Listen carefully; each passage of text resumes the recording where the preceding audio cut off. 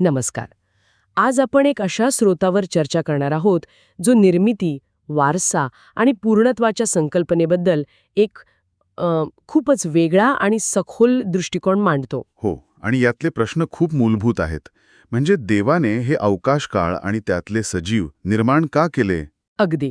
आणि फक्त निर्माणच नाही, तर या निर्मितीला पूर्ण करण्याचा देवाचा नेमका हेतू काय होता? या स्रोतांमध्ये एक खूप गुंतागुंतीचं पण सुसंगत असं तर्कशास्त्र आहे. बरोबर. आणि आज आपले ध्येय हेच आहे की या तर्काच्या प्रत्येक पैलूला आपण असं म्हणूया की उलगडून पाहणार आहोत. हो, आणि हे करताना इच्छास्वातंत्र्य, प्रेम आणि अर्थातच क्रूस यांसारख्या मोठ्या संकल्पना कशा एकमेकांत गुंतलेल्या आहेत हे आपल्याला पाहावं लागेल. नक्कीच. ही मांडणी नेहमीच्या चर्चेपेक्षा खूप वेगळी आहे, त्यामुळे ती समजून घेणं खरंच रंजक ठरेल. चला तर मग एक गोष्ट सुरुवातीला स्पष्ट करूया. या स्रोतांमध्ये पहिला देव, दुसरा देव असे उल्लेख आहेत. ही त्यांची स्वतःची परिभाषा आहे, जी त्यांच्या तर्कासाठी महत्वाची आहे. हो, आणि आपण चर्चेसाठी तीच परिभाषा वापरणार आहोत. चला तर या विचारांच्या खोलात शिरूया. तर या स्रोतांनुसार सगळी सुरुवात होते देवाच्या एका मोठ्या योजनेने. पहिला देव आणि दुसरा देव मिळून अवकाशकाळ निर्माण करण्याचा निर्णय घेतात. पण ही फक्त एक भौतिक निर्मिती नाहीये. यासोबतच ते एक आज्ञा देतात, प्रेमाची आज्ञा. ही नेमकी योजना आहे तरी काय? बरोबर. ही योजना फक्त काहीतरी तयार करण्यापुरती नाही, तर तयार झालेल्या गोष्टीला पूर्ण करण्याबद्दल आहे. आणि याच्या केंद्रस्थानी आहे देवाने सजीवांना दिलेली एक देणगी, जी एकाच वेळी संधी आणि धोका दोन्ही आहे. अगदी. ती म्हणजे इच्छा स्वातंत्र्य. याचा सरळ अर्थ असा की सजीवांना निवड करण्याचं स्वातंत्र्य आहे.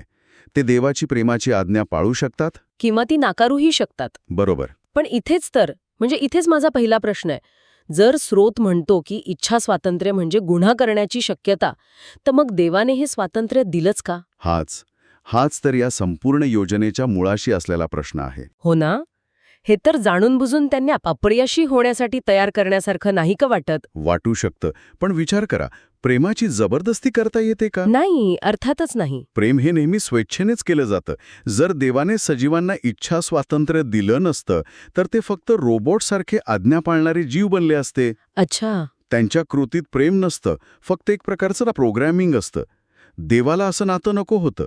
त्याला असं नातं हवं होतं जिथे सजीव स्वतःच्या इच्छेने त्याच्यावर प्रेम करतील. म्हणजे प्रेमासाठी स्वातंत्र्याची अट होती, पण मग धोका तर होताच. हो, आणि इथेच या योजनेतील मुख्य आव्हान समोर येतं.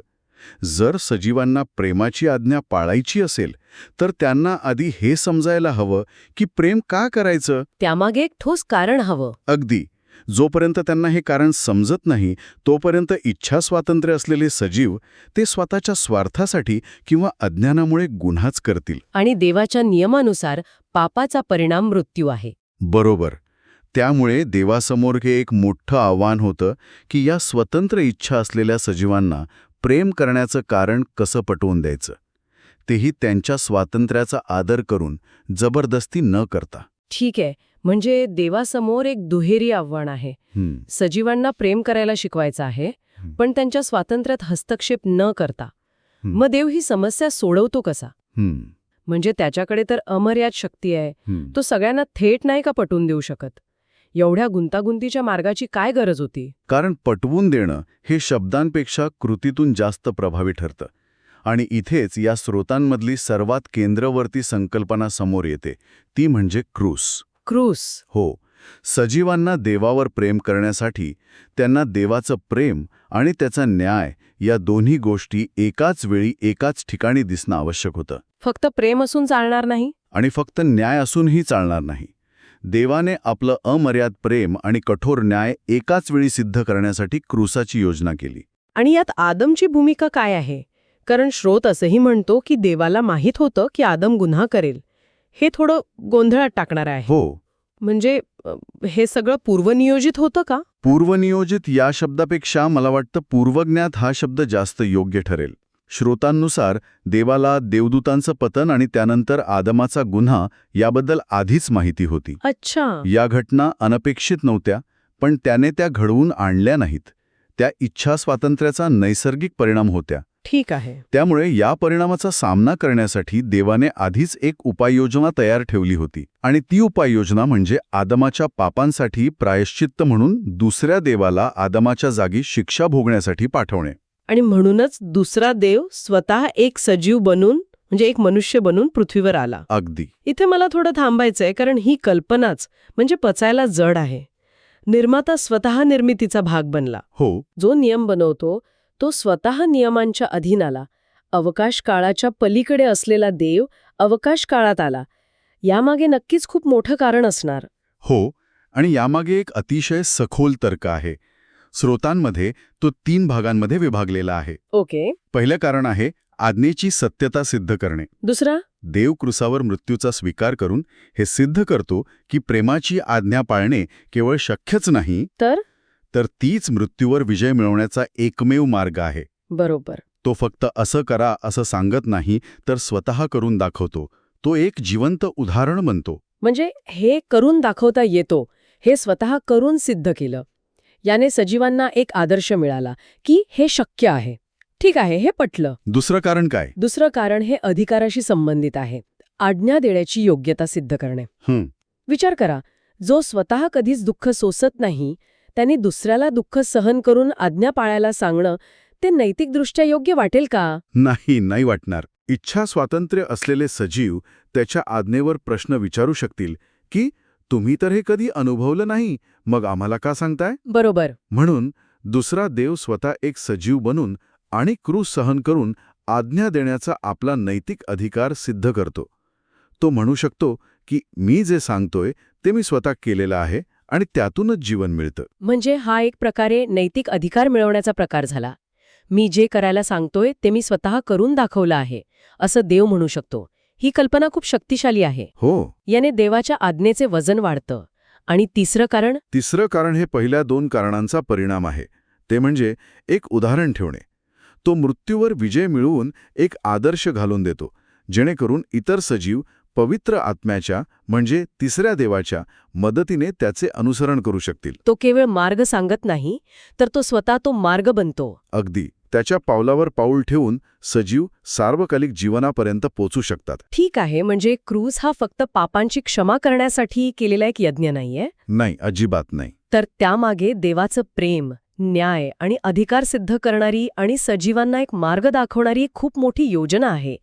पण हे सगळं एका अजून मोठ्या योजनेचा भाग आहे असं स्रोत सांगतात. हो. आणि त्या योजनेच्या केंद्रस्थानी वारसा किंवा उत्तराधिकार ही संकल्पना आहे. मला ही गोष्ट या स्रोतांमध्ये सर्वात जास्त रंजक वाटली. यावर बोलूया का? नक्कीच, कारण हा या संपूर्ण चर्चेचा कळस आहे. स्रोतांनुसार अवकाशकाळ मुळात निर्माता म्हणून दुसऱ्या देवाच्या मालकीचा होता. अर्थात त्यानेच ते निर्माण केलं होतं. हो, तो त्याचा जन्मसिद्ध मालक होता. पण त्याने स्वेच्छेने तो मालकी हक्क सोडून दिला, स्वतःला पूर्णपणे रिकामा केलं. एक मिनिट, म्हणजे त्याने स्वतः निर्माण केलेल्या विश्वावरचा हक्क सोडून दिला फक्त तो परत मिळवण्यासाठी? हो. हे अविश्वसनीय आहे. यामागे नक्की काय विचार असेल? मालकी हक्क सोडून तो वारसा म्हणून मिळवणं इतकं महत्वाचं का होतं? कारण यातच इच्छा स्वातंत्र्याचा खरा सन्मान आहे. त्याला तो हक्क एका वेगळ्या भूमिकेतून, एका सजीवाच्या रूपात पहिल्या देवाकडून वारसा म्हणून मिळवायचा होता. अच्छा. त्याने स्वतःला एका माणसाच्या पातळीवर आणलं आणि क्रूसावरील त्याच्या परिपूर्ण आज्ञापालनाद्वारे अवकाश काळावर राज्य करण्याचा हक्क पुन्हा मिळवला. आणि यातली सगळ्यात महत्वाची गोष्ट कोणती? ही की हे त्याने सजीवांना पटवून देऊन त्यांच्या संमतीने मिळवले. ही एक प्रकारची असं म्हणूया की वैश्विक लोकशाही प्रक्रिया होती, हुकुमशाही नव्हती. वा. तो म्हणाला, मी हे सिद्ध केले आहे की मीच राज्य करण्यास योग्य आहे. तुम्हाला हे मान्य आहे का? हे खूपच वेगळं आहे. म्हणजे त्याने स्वतःचा जन्मसिद्ध हक्क बाजूला ठेवला, जेणेकरून तोच हक्क त्याला पात्रतेवर आणि लोकांच्या संमतीने परत मिळावा. यातून तो काय सिद्ध करू पाहत होता? या एका प्रक्रियेद्वारे अनेक गोष्टी साध्य होतात, ज्यामुळे निर्मिती तिच्या अंतिम ध्येयापर्यंत पोहोचते, म्हणजेच पूर्ण होते. काय काय साध्य होतं? क्रूसावर देवाचं प्रेम आणि न्याय पाहून सजीव प्रभावित होतात. त्यांना प्रेम करण्याचं एक ठोस कारण मिळतं.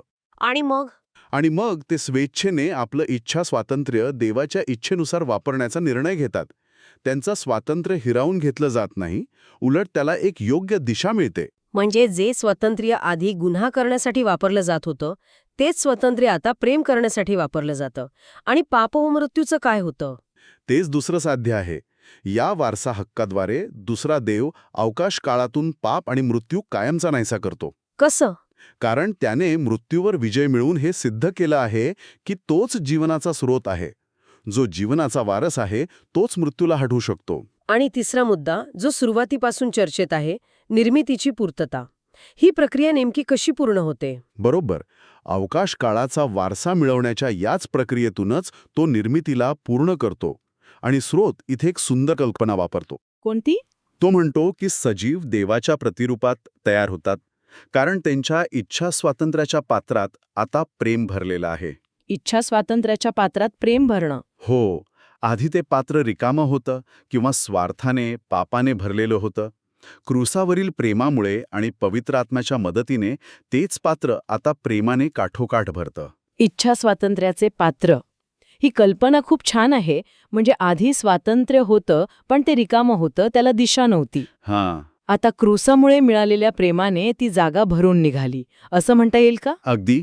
याचा अर्थ स्वातंत्र्य हेच अंतिम ध्येय नाही, तर त्या स्वातंत्र्याचा उपयोग कशासाठी केला जातो हे जास्त महत्वाचं आहे. बरोबर. आणि इथेच चौथा आणि शेवटचा मुद्दा येतो.